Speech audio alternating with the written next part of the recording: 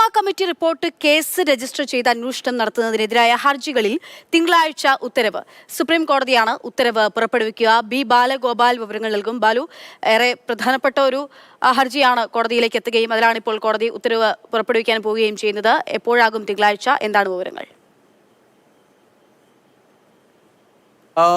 അക്ഷയ, തിങ്കളാഴ്ചയാണ് justice വിക്രംനാഥിന്റെ അധ്യക്ഷതയിലുള്ള bench ഈ കേസിൽ ഉത്തരവ് പുറപ്പെടുവിക്കുക എന്ന് ഇപ്പോൾ വ്യക്തമാക്കിയിരിക്കുന്നത്. കേസിലെ എല്ലാ കക്ഷികളുടെയും വാദം വളരെ വിശദമായി തന്നെ സുപ്രീം കോടതി ഇന്ന് കേട്ടിരുന്നു. ഇതിന് ശേഷമാണ് ഈ ഹർജികളിൽ വിധി പറയാനായി ഇപ്പോൾ സുപ്രീം കോടതി മാറ്റിയിരിക്കുന്നത്.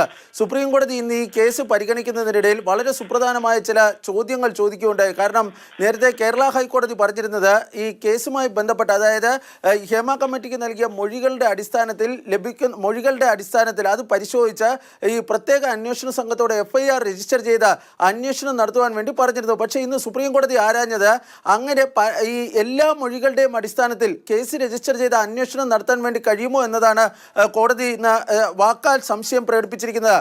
ഈ മൊഴികൾ സംബന്ധിച്ച പ്രാഥമിക അന്വേഷണം അഥവാ പ്രിലിമിനറി എൻക്വയറി നടത്തിയതിന് ശേഷം അതിൽ എന്തെങ്കിലും തരത്തിലുള്ള കുറ്റകൃത്യം നടന്നത് അന്വേഷണ ഉദ്യോഗസ്ഥന് ബോധ്യമായെങ്കിൽ മാത്രമാണ് FIR രജിസ്റ്റർ ചെയ്യാൻ വേണ്ടി കഴിയുക. അതല്ല എങ്കിൽ പരാതിയുമായി ആരെങ്കിലും മുന്നോട്ട് വരണം.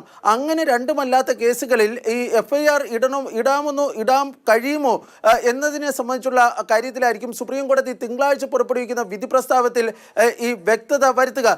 ഇന്ന് ഈ നിർമ്മാതാവ് സജിമോൻ പാറയിലും അതുപോലെ തന്നെ മാലാപാർവതിയും ചലച്ചിത്ര മേഖലയിലെ മറ്റൊരു താരവും അതുമായി ബന്ധപ്പെട്ട ഒരു വ്യക്തിയും നൽകിയിരുന്ന ഹർജികൾ, അവർക്ക് വേണ്ടി ഹാജരായ സീനിയർ അഭിഭാഷകരുടെ വാദവും കോടതി കേട്ടിരുന്നു.